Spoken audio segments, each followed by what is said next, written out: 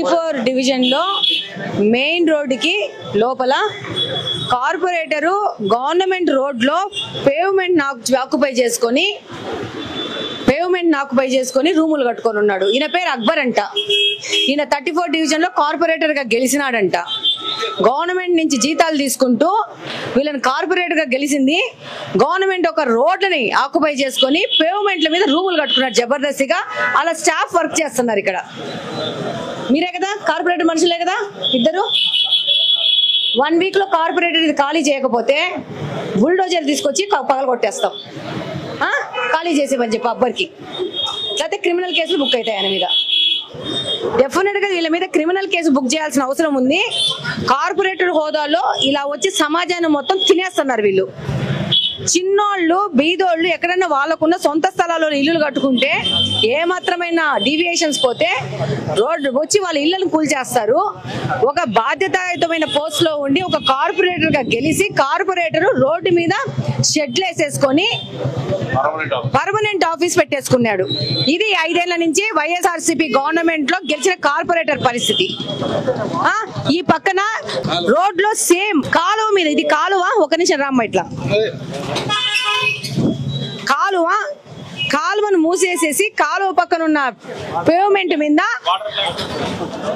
YS Avinash Reddy గారు జగన్మోహన్ రెడ్డి గారి నిధులతో ఆర్ఓ వాటర్ ప్లాంట్ పెట్టేసి ఈ జగ కూడా ఆక్యుపై చేసేసుకున్నారు.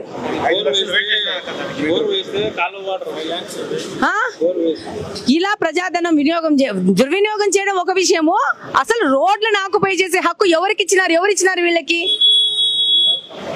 కాలువను రోడ్లో తీసుకొచ్చేసేసి వీళ్ళ రూములు కట్టుకోవడానికి కాలువలు కూడా జరిపేసుకున్నారు. ఇది ఈ యొక్క ఎంపీ గారి యొక్క పరిపాలన. ఈ ఎంపీ గారిని కడప పార్లమెంట్ లో గెలిపించుకునేది ప్రజల ఆస్తులు దోచుకోవడానికి. 4 డివిజన్ లో మెయిన్ రోడ్ కి లోపల కార్పొరేటర్ గవర్నమెంట్ రోడ్ లో పేవ్మెంట్ ఆక్యుపై చేసుకొని రూములు కట్టుకొని ఉన్నాడు. ఈయన పేరు అక్బర్ అంట. ఈయన 34 డివిజన్ లో కార్పొరేటర్ గా గెలిచినాడంట. గవర్నమెంట్ నుంచి జీతాలు తీసుకుంటూ వీళ్ళని కార్పొరేటర్ గా గెలిచింది. గవర్నమెంట్ ఒక రోడ్లని ఆక్యుపై చేసుకొని పేవ్మెంట్ల మీద రూములు కట్టుకున్నారు జబర్దస్తిగా. అలా స్టాఫ్ వర్క్ చేస్తున్నారు. ఇక్కడ మీరే కదా కార్పొరేటర్ మనుషులే కదా ఇద్దరు. 1 వీక్ లో కార్పొరేటర్ ఇది ఖాళీ చేయకపోతే బుల్డోజర్ తీసుకొచ్చి పగలగొట్టేస్తాం. ఖాళీ చేసేమని చెప్పి అబ్బర్కి, లేకపోతే క్రిమినల్ కేసులు బుక్ అవుతాయి ఆయన మీద. డెఫినెట్ గా వీళ్ళ మీద క్రిమినల్ కేసు బుక్ చేయాల్సిన అవసరం ఉంది. కార్పొరేటర్ హోదాలో ఇలా వచ్చి సమాజాన్ని మొత్తం తినేస్తున్నారు వీళ్ళు. చిన్నోళ్ళు బీదోళ్ళు ఎక్కడన్నా వాళ్ళకున్న సొంత స్థలాల్లో ఇల్లులు కట్టుకుంటే ఏమాత్రమైన డీవియేషన్స్ పోతే రోడ్డు వచ్చి వాళ్ళ ఇళ్లను కూల్చేస్తారు. ఒక బాధ్యతాయుతమైన పోస్ట్ లో ఉండి ఒక కార్పొరేటర్ గా గెలిచి కార్పొరేటర్ రోడ్డు మీద షెడ్లు వేసేసుకొని పర్మనెంట్ ఆఫీస్ పెట్టేసుకున్నాడు. ఇది 5 ఏళ్ల నుంచి వైఎస్ఆర్సీపీ గవర్నమెంట్ లో గెలిచిన కార్పొరేటర్ పరిస్థితి. ఈ పక్కన రోడ్ లో సేమ్ కాలువ మీద, ఇది కాలువ, ఒక నిమిషం రామ్మ, ఇట్లా కాలువను మూసేసేసి కాలువ పక్కన ఉన్న పేవ్మెంట్ మీద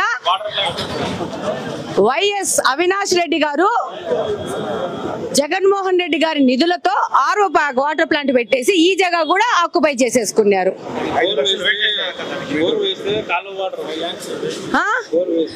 ఇలా ప్రజాధనం దుర్వినియోగం చేయడం ఒక విషయము. అసలు రోడ్లను ఆక్యుపై చేసే హక్కు ఎవరికి ఇచ్చినారు? ఎవరిచ్చినారు వీళ్ళకి? కాలువను రోడ్లో తీసుకొచ్చేసేసి వీళ్ళ రూములు కట్టుకోవడానికి కాలువలు కూడా జరిపేసుకున్నారు. ఇది ఈ యొక్క ఎంపీ గారి యొక్క పరిపాలన. ఈ ఎంపీ గారిని కడప పార్లమెంట్ లో గెలిపించుకునేది ప్రజల ఆస్తులు దోచుకోవడానికి.